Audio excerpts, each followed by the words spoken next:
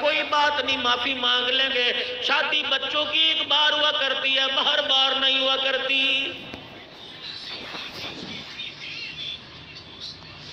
میرے بچے میری سفید داڑھی کا خیال نہیں کرتے، اللہ اکبر۔ اور انہوں نے کہا ابا جان آپ مسجد میں جا کے بیٹھ جانا، آپ کمرے میں سو جانا، نیند کی گولی کھلا کے سلا دیا۔ جو میرے بچوں نے مہندی والی رات تماشا کیا، اس میں میرا قصور کوئی نہیں۔ اور تیرا کام نہ کرے تو ناراض ہو جاتا ہے، اللہ کی نافرمانی اولاد کرے تو ناراض کیوں نہیں ہوتا ہے؟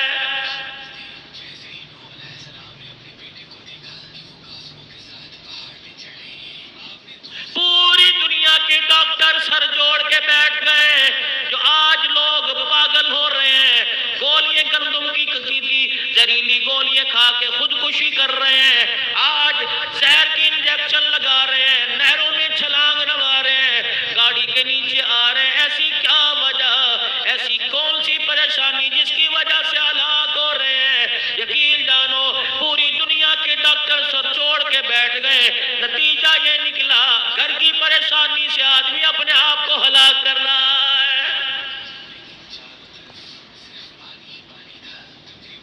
کسی گھر کا دروازہ وہ کھولو، پردہ ہٹا کے دیکھ لو، کسی گھر کے اندر سکون نظر نہیں آ رہا۔ مال موجود ہے، سونا چاندی موجود ہے، باہر کا پیسہ موجود ہے، اور لوگوں حسن و جمال ہے، دسترخوان ہے، 10-10 لاکھ روپیہ بلے لگا کے سلیپنگ روم بنایا گیا۔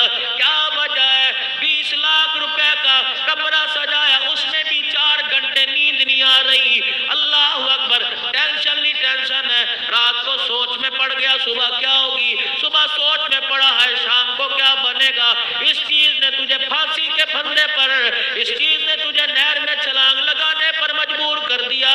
اور گجرا والے کے غیور مسلمانوں، تمہیں کس نے کہہ دیا مال میں سکون ہے؟ تمہیں کس نے کہہ دیا دنیا داری میں سکون ہے؟ اللہ اکبر، الا بذکر اللہ تطمئن القلوب۔ سکون اللہ نے مال میں نہیں رکھا، بلکہ اپنی ذات کو، اللہ کی ذات کو یاد کرنے میں اللہ نے سکون رکھا ہے۔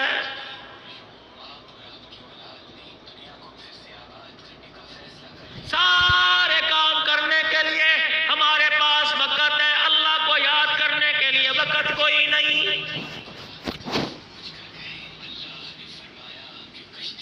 8 دن کے بعد جمعۃ المبارک کا دن آتا ہے، وہ مسجد تلاش کرتے ہیں جہاں سب سے پہلے جمعہ ہوتا ہو۔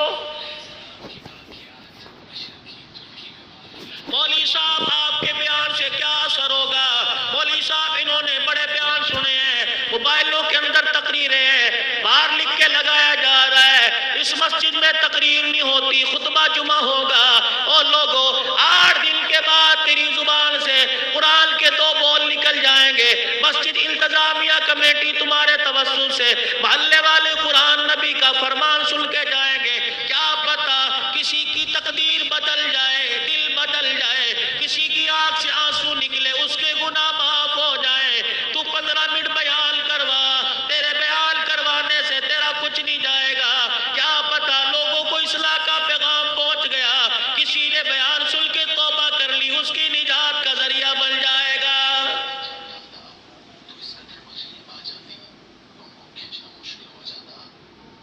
جمعے کے دن اپنے سارے کے سارے کاموں کو ہفتے کے دن پہ ڈال دیا کرو۔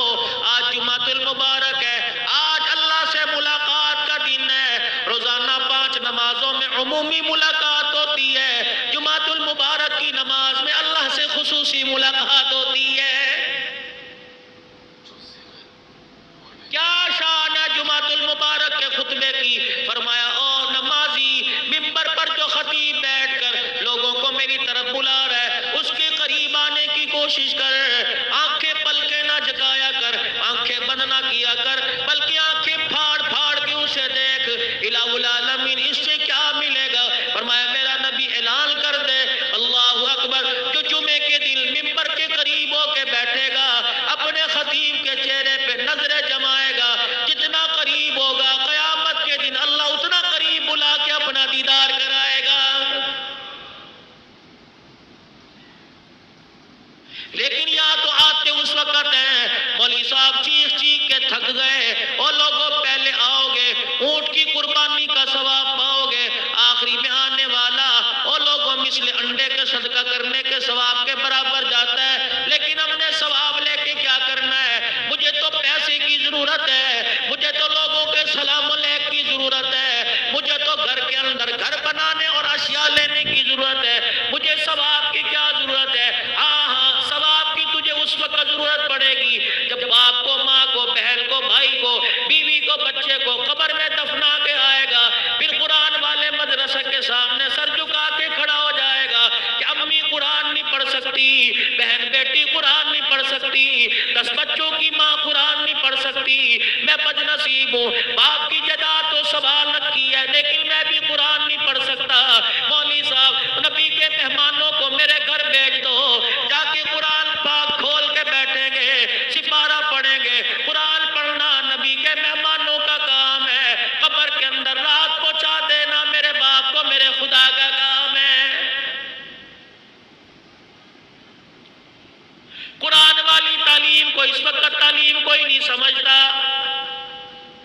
और लोगों, मैंने बीए नहीं किया, मैंने एफए नहीं किया, बल्कि मैट्रिक में मैथ में रह गया था, लेकिन खुदा की बहारों ने, कुरान की बहारों ने, रब्बे कायनात की कसम है, इतना ऊंचा ला के बिठा दिया, लोग हाथ मिलाने को तरसते हैं। और लोगों, ये मेरे बाप का कमाल कोई नहीं, मेरी बरादरी का कमाल कोई नहीं, खुदा भला करे कब्र में जाने वाले मेरे माँ बाप का, उन्होंने मुझे स्कूल नहीं दिखाया, मुझे कुरान वाला मदरसा दिखाया, मुझे कुरान वाली रहमतों वाली चादर के नीचे ला के बिठा दिया, घर की जुदाइयां बर्दाश्त करवा दी, माँ के हाथ का पका मैंने छोड़ दिया, अल्लाह अकबर, घर के नरम बिस्तरे छुड़वा दिए, मक्खन परोठे छुड़ा दिए, मदरसे की दाल रोटी पे लगाया। लोग कहते थे मर जाएगा, अल्लाह ने कहा हो कुरान वाला मर जाए तो मेरी खुदाई कैसी।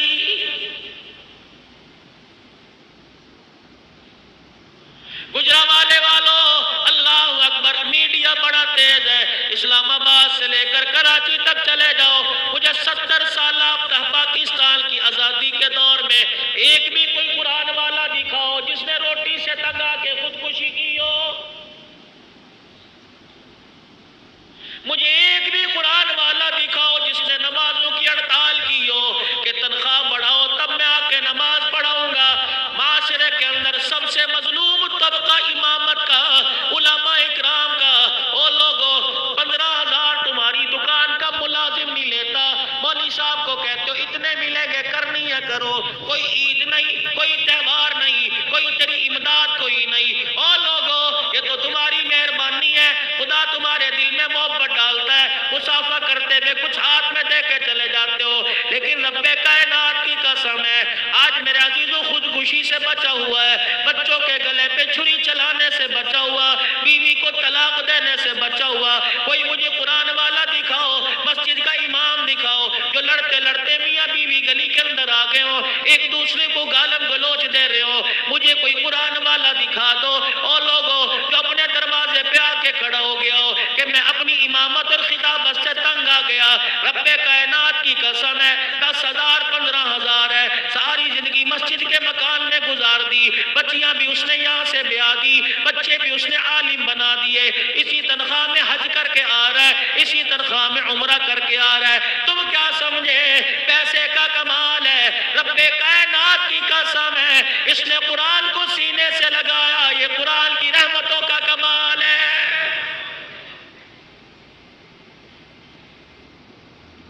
करोगे तुम अपनी मर्जी, लेकिन मशूरा दे के जा रहा हूं, अल्लाह ने तुम्हें साहिब औलाद बनाया, अगर औलाद तुम्हारी जवान हो गई तो पोते तोतों वाले तो हो गए। अपने बेटे के आगे हाथ जोड़कर, अपनी बेटी के आगे हाथ जोड़कर, मैं सबकी बात नहीं करता, अपने बच्चों को डॉक्टर बना, अपने बच्चों को वकील बना, अपने बच्चों को इंजीनियर बना, लेकिन खुदा के वास्ते घर में एक कुरान का बूटा लगा ले, किसी बच्चे को मदरसे के हवाले करके उसके सीने को कुरान का संदूक बना ले।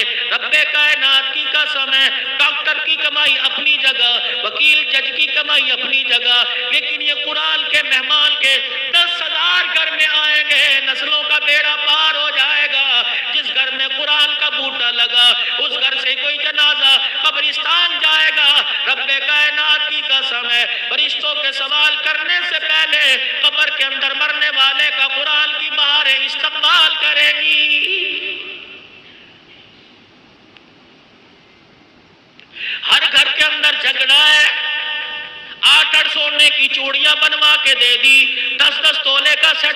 کے دے دیا، لیکن پھر بھی گالم گلوچ گھر کے اندر ہے، کچن کے اندر خوردنوش اشیاء کے ڈبے بھرے پڑے ہیں، آٹے کا ڈبہ بھرا پڑا ہے، اور لوگوں تجوری میں سونا پیسہ پڑا ہے، پھر بھی گھر کے اندر جھگڑا ہے۔ اور لوگوں آج جو قرآن سننے کے لیے تم مسجد کے اندر بیٹھے ہو، نبی کا فرمان سننے کے لیے آپ مسجد کے اندر آ کے بیٹھ گئے، یہ فرمان تمہیں مسجد میں کیوں اچھا لگتا ہے، گھر میں اچھا کیوں نہیں لگتا، سلیپنگ روم میں اچھا کیوں نہیں لگتا، جہاں ٹی وی لگا کے بیٹھے ہو وہاں تمہیں یہ قانون قرآن اچھا کیوں نہیں لگتا؟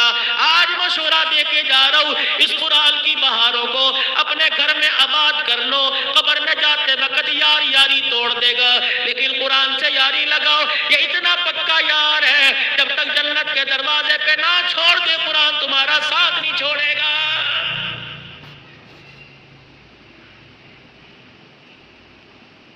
میں بات نبی کے دور کی نہیں کرتا، میں بات ابو بکر عمر کے دور کی نہیں کرتا، میں بات امیر معاویہ سارے صحابہ کے دور کی نہیں کرتا، میں تو آج کی بات کرتا ہوں۔ کل تم نے جس قرآن کے حافظ کو دفنایا یا قبرستان چلے جاؤ، جس قبر پہ قطبہ لکھا ہو اور قطبے کے اوپر حافظ لکھا ہو، اور لوگوں چیلنج کرتا ہوں، اس کی قبر کی مٹی کو ہٹا کے دیکھ لو، رب کائنات کی قسم ہے، قرآن کی نسبت جسے نصیب ہو گئی، تم مٹی ہٹا کے دیکھ لو، بے شک 10 سال پہلے مرا یا 500 سال پہلے مرا، قرآن کی برکتوں سے کفن بھی محفوظ نظر آئے گا، جسم بھی محفوظ نظر آئے گا۔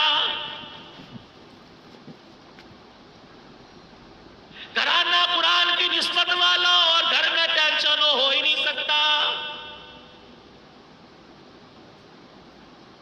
کتنا پیسہ کما کے دیکھ لیا، کتنا میرے عزیزوں پیسہ گھر کے اندر لا کے دیکھ لیا، سکون نہیں ملا۔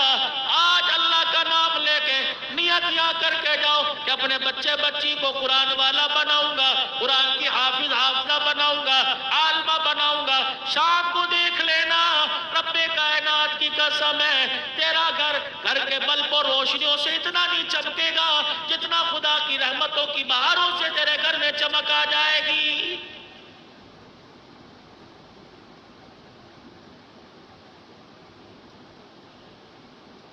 یہ تعلیم اتنی نایاب ہے، اللہ اکبر، محکموں میں اس کی ضرورت کوئی نہیں، دفتروں میں اس کی ضرورت کوئی نہیں، شادی بیاہوں میں اس کی ضرورت کوئی نہیں، اتنی نایاب تعلیم ہے، قبر میں اس کی ضرورت پڑے گی۔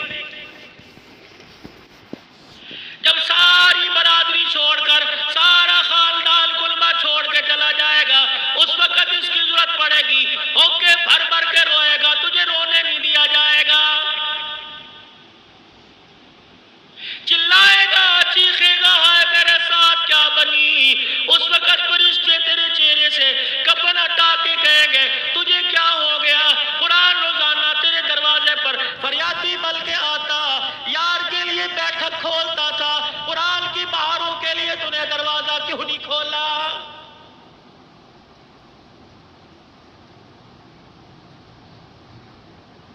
کتنی بڑی بدنصیبی کی بات ہے، قرآن ہمارے لیے اتارا گیا، ہمیں پڑھنے کے لیے کہا گیا، مجمع کے اندر بیٹھے، کسی کی کلخانی میں چلے جاؤ، 1000 آدمی گٹھلیاں پڑھ رہا ہے، قرآن کا سپارہ کھولنے کو تیار نہیں۔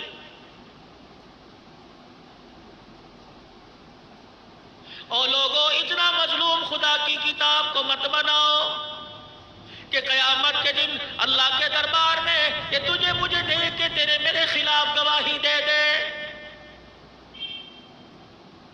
اپنا تعلق دنیا سے قرآن سے بنا لو، خدا کے گھر سے بناؤ۔ مولانا افضل صاحب سے تحقیق کر لینا کہ مدنی کریم صلی اللہ تعالیٰ علیہ وسلم کی حدیث مبارک نہیں فرمایا جسے دل میں 5 مرتبہ اللہ کے گھر میں آتا جاتا دیکھو، آنکھیں بند کر کے لوگوں اس کے ایمان کی گواہی دے دو۔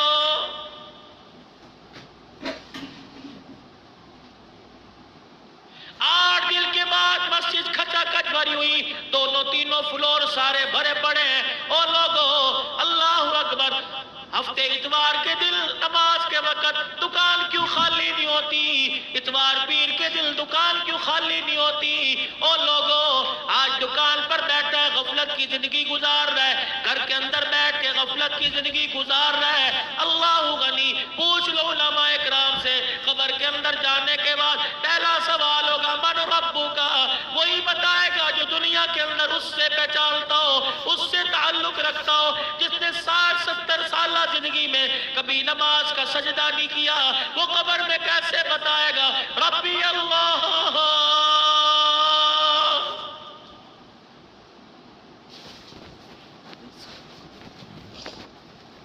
پتہ نہیں ہمیں کیا ہو گیا، پتھر کے بن گئے۔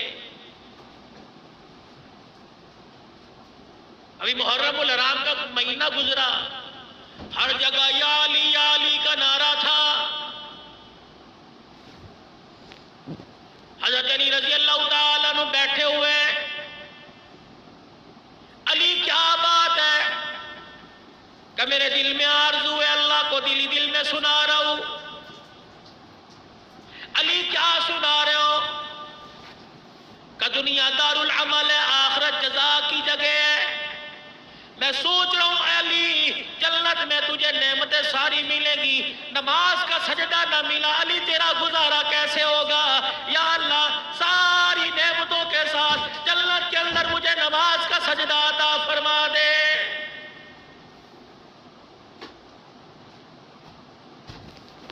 جس نے 8 دل میں کبھی خدا کے آگے جھک کے نہ دیکھا، مجھے ایمانداری سے بتاؤ قبر کے اندر وہ کیسے بتائے گا میرا پالنے والا، مجھے پیدا کر کر قبر تک سنبھالنے والا میرا رب اللہ ہے۔ آپ حضرات سے گزارش کروں گا، او لوگو لا الہ الا اللہ کہنے میں عرض کوئی نہیں، صبح گھر سے نکلو کلمہ طیبہ کا ورد کیا کرو، گھر آتے تک کلمہ طیبہ کا ورد کیا کرو، اللہ تمہیں حج عمرے کی توفیق عطا فرمائے۔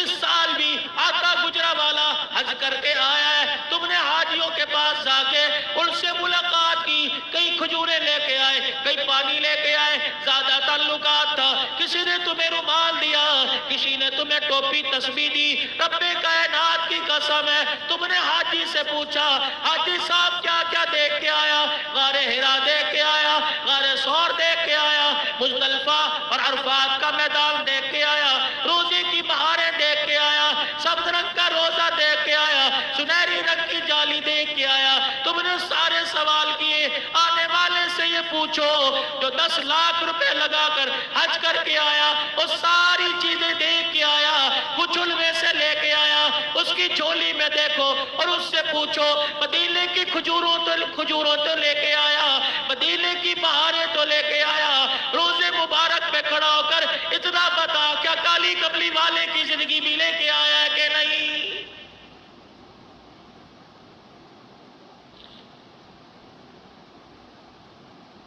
آج تجھے نبی کی زندگی سے نفرت ہے،